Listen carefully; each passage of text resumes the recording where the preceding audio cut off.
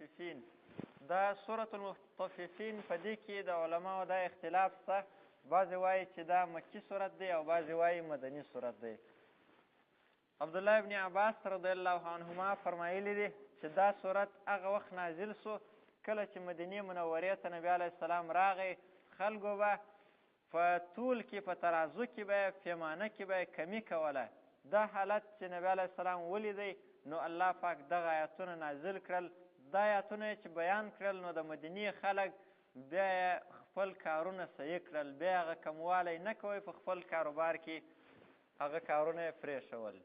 نو د دې صورت بعضې علما بیا دا وایي چې بعضې آیاتونه یې مکي دي او بعضې یې مدني دي. دا یې تطبیق دی سره. د دې صورت دعوه او موضوع دا ده چې رد کوي الله پاک په تطفیف کولو سره، په طولو پیمانه کې په کمی کولو باندې الله پاک رد کوي په دې وجه چې خلک د آخرت څخه غافل وي. په دا موضوع د صورت د مخکې سره ربط او مناسبت دا دی. په مخکې صورت کې الله پاک زجر ورکوي انسانانو ته په اغترار سره، په ځان دوکه کولو سره. په دې صورت کې الله پاک زجر ورکوي په تطفیف سره، په کمی کولو سره په طول کې، او دا تطفیف دا نتیجه د اغترار. او بل مناسبت یې دا دی مخکې صورت په آخر کې د قیامت حالات بیان په دې سره یوم لا تملک نفس لنفس شیئا والامر یومئذ لله. په دې کې الله پاک د قیامت بیانوي په دې سره چې یوم یقوم الناس لرب العالمین. بسم الله الرحمن الرحیم. ویل للمطففین، تبعید د پاره ده کمی کوونکو. الذین ها کسان اذا اکتالو کله چې دوی پیمانه اخلي علی الناس د خلکو څخه یستوفون دوی فره اخلي، چې د بل چا څه یو پیمانه او شی اخلي فره اخلي. و اذا کالوهم کله چې دوی ته پیمانه ورکوي نور خلکو ته، او وزنوهم یا تول ورکوي دوی ته، یخسرون دوی کموالی کوي. په دې صورت کې الله پاک د هغه چا دپاره تبعی ذکر کړې ده، یعنی سخت عذاب به د دوی دپاره څوک چې په ترازو کې او پیمانه کې کموالی کوي. دلته ترازو او پیمانه خاص ذکر کړي دي ځکه په هغه وخت کې خلکو په دې شانو سره کمی کوله، او بل دا چې عام طور سره کاروبارونه په ترازو سره یا پیمانه سره. او اصل کې د آیات مطلب عام دی، هر څوک چې د بل چا څخه خپل حق فره اخلي او دی کم ورکوي دا ټول په دې آیات کې داخل دی. که مثال د تللو شی ترازو کې کم ورکړي او یا د پیمانې شی که د شمار شی چې د بل چا ته سړی پیسې فره واخلي او دی شی کم ورکړي دا ټوله په دې کې داخل دی او دا حرام دی دا کار. او کوم پیسې چې په دې تطفیف سره حاصلې کې هغه پیسې هم حرامې دي. او تطفیف دوه قسمه دی، یو ظاهري دی او بل معنوي دی. ظاهري دا دی لکه مثال یو شی چاته ورتلي او کمی کې یا په ترازو کې کم کې، یا دا آیت عام دی، یا د یو چا سره سړی مزدور سي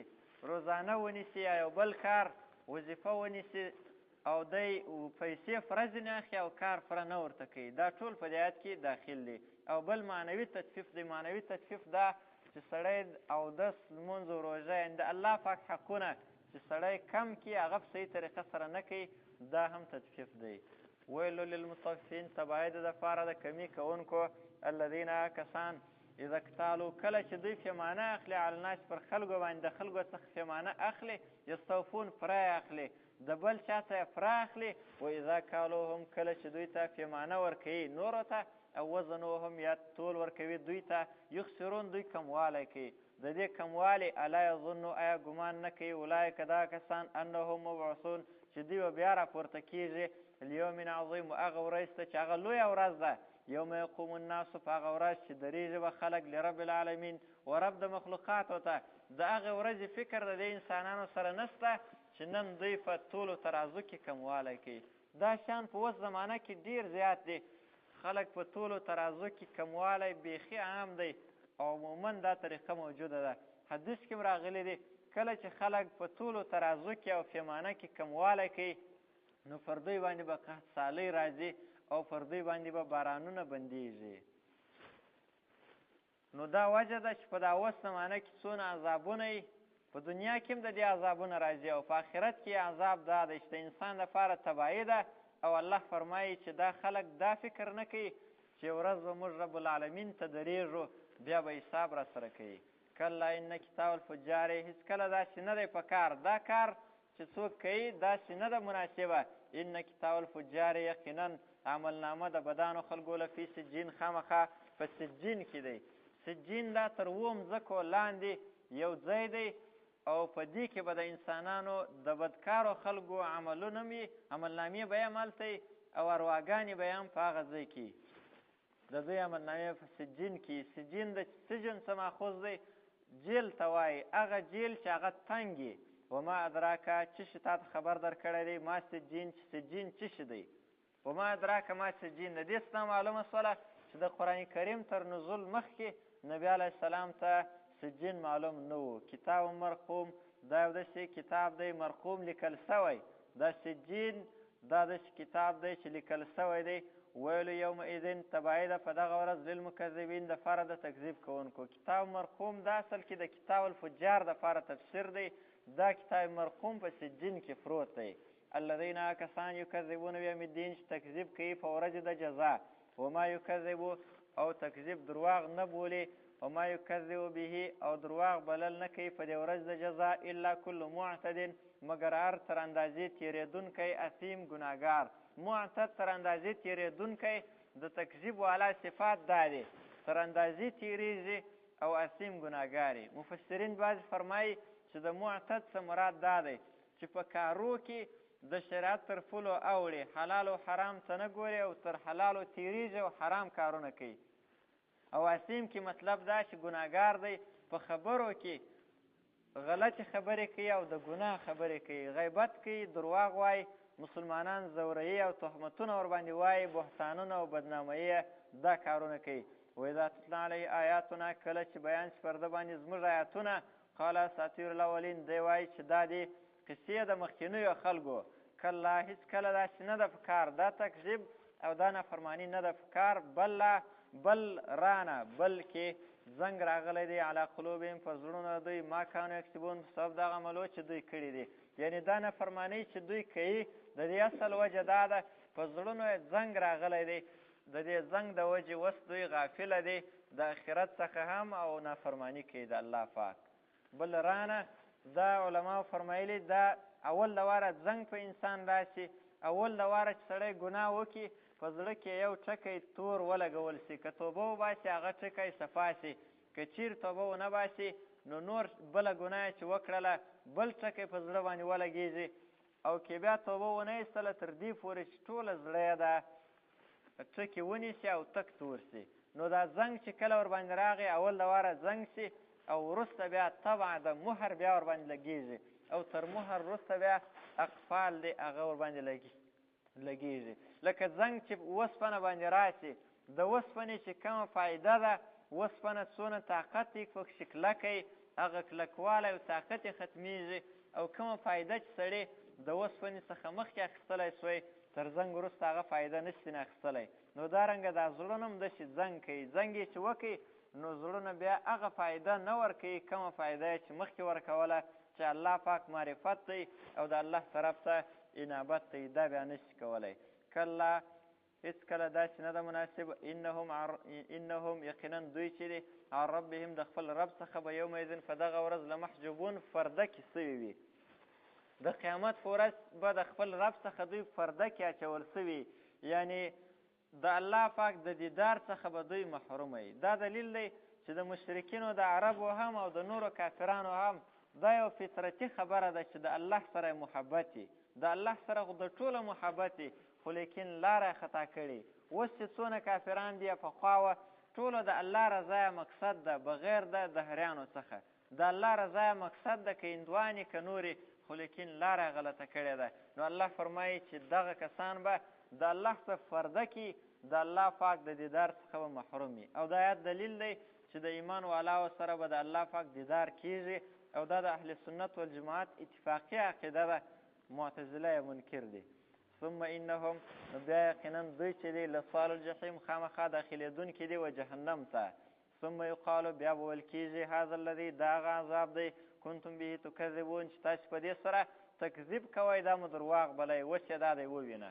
کله هېڅکله داسې نه ده ان کتاب الابرار یقینا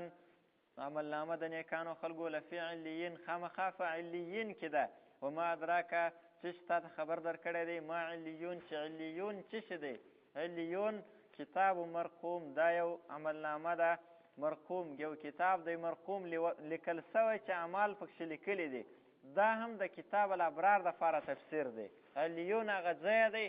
دا تر 7 اسمانو پورته تر عرش لاندې یو ځای دی. په دې کې به د مؤمنانو ارواګانې او د مؤمنانو عملنامې په دې کې، د نیکانو مؤمنانو عملنامې هم په دې کې پرتې دي.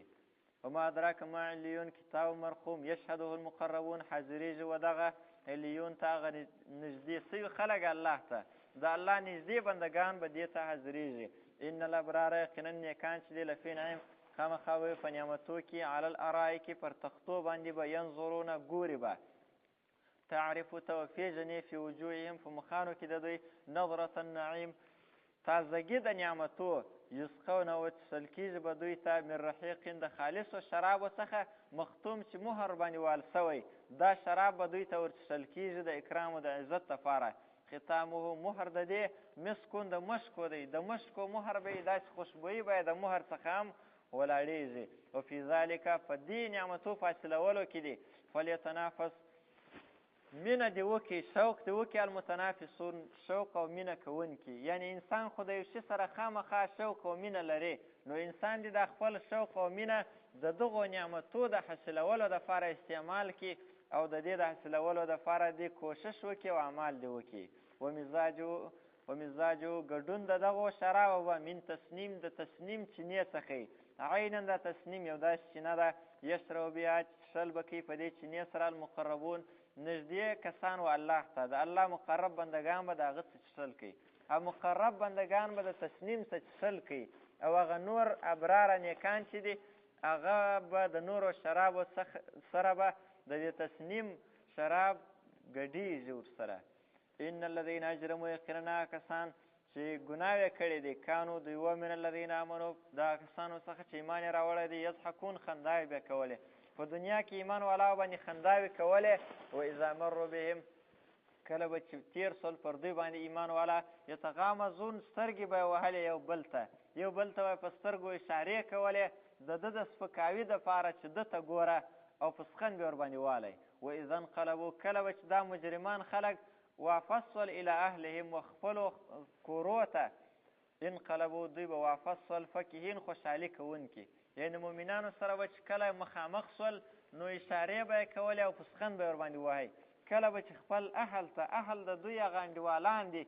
دغو ته به چې کله ورغلل نو فکهین خوشحالي به یې کوله او خپل نرتوب به یې ورته بیانوی چې موږ خو داسې ښه کار وکړي چې په مؤمنانو هم پسخند ووهی او داسې مو زیر کړل او سپکاوی او بېعزتي مو وکړله، په دې کار باندې دوی پسخند ووهی،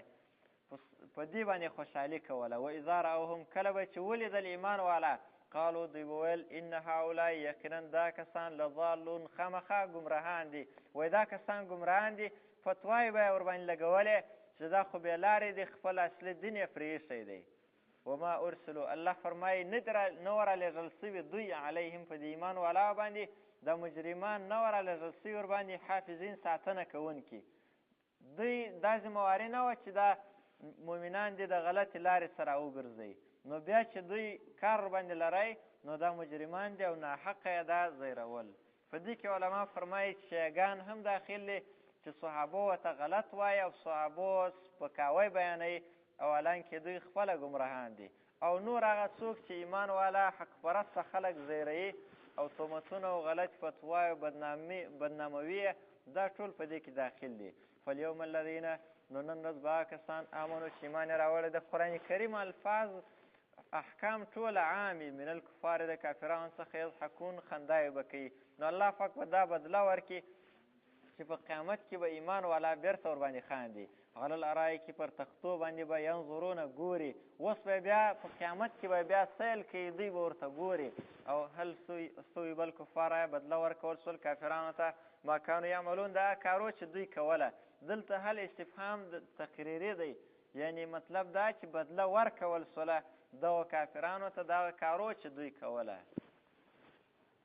سورة الانشقاق دا